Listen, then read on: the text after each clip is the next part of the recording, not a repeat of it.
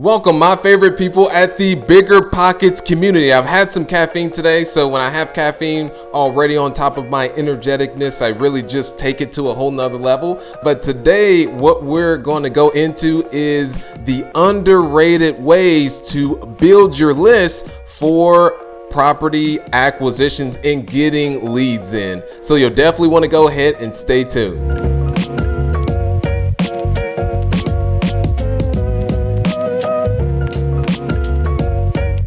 All right, those of you on the YouTube, you know the next steps. Hit that subscribe button as well as the notification bell. If I haven't already made an introduction of myself, the name is Sterling White. Been contributing to BiggerPockets about 6-7 years now. Wow, time does fly for sure. But the reason why we want to go in today's topic is that it's vitally important that you have a constant flow of leads coming into your funnel that you have set up, because the more leads that you have coming in, the more likely that you have the ability to close on deals and to avoid having the scarcity mindset. Because if you have the scarcity mindset, even when there is a subpar bad deal that comes in, you'll try and make that work because you don't have enough leads coming into your system. So, and myself, what I have enjoyed more so doing, especially in today's environment that we're in, is going the off-market approach. So that's exactly what we will be sharing today,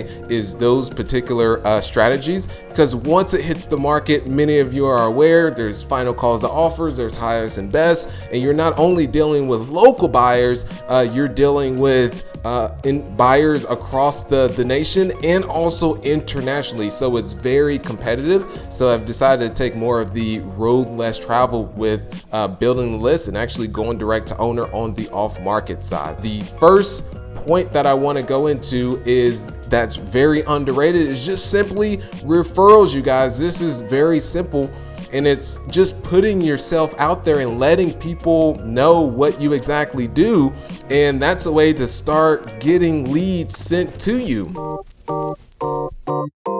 The very first deal that I acquired, which was a single family house, that was sent over from someone that I actually met at a local meetup. It was $25,000 for the property. And yes, $25,000. I know there's some people out in California or even New York where you couldn't even get a piece of a land for $25,000. But yes, this was a C property in a C to C plus neighborhood. You can actually Google it. It's 1720 North Leland Avenue, Indianapolis, Indiana.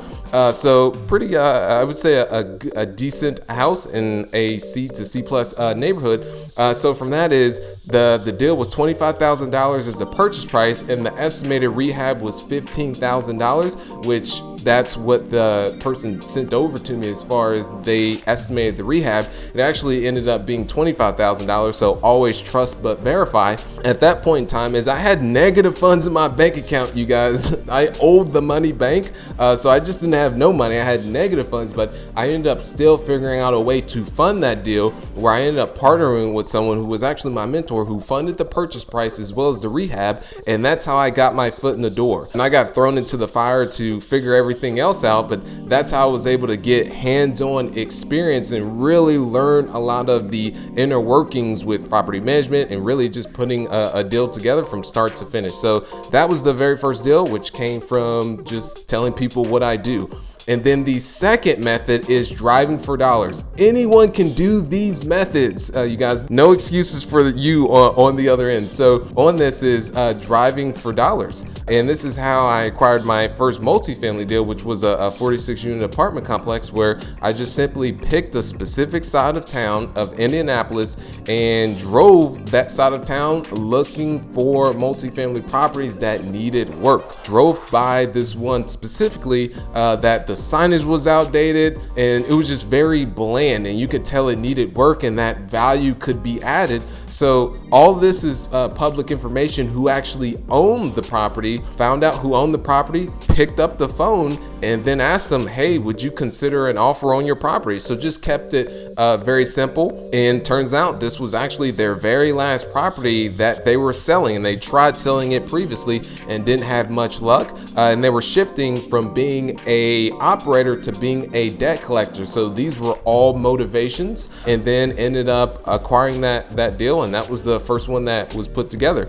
But it all started with driving for dollars, and at that time was driving a 2001 Honda Accord, which those things are great on gas mileage. Go ahead and comment below if you are a fan of Hondas. I'm not affiliated, by the way. Maybe I should be a spokesperson. Yeah, the simple cost of that, it's very affordable. It's just the cost of putting gas in your tank, which usually you're already doing other things anyway. So I mean, there's really not much coming out of your pocket for that. But in order for these sources to work, such as the referrals as well as the driving for dollars, is you have to understand your buying criteria. That way you can be zero-like focused in your marketing as you start to build your pipeline and your list, understanding that, okay, what's the age of the property? How many beds and bathrooms do I want? What location do I want the property? So you're taking more of a sniper approach versus a shotgun approach. So those are the things that you'll want to have in mind, is just what your buying criteria is.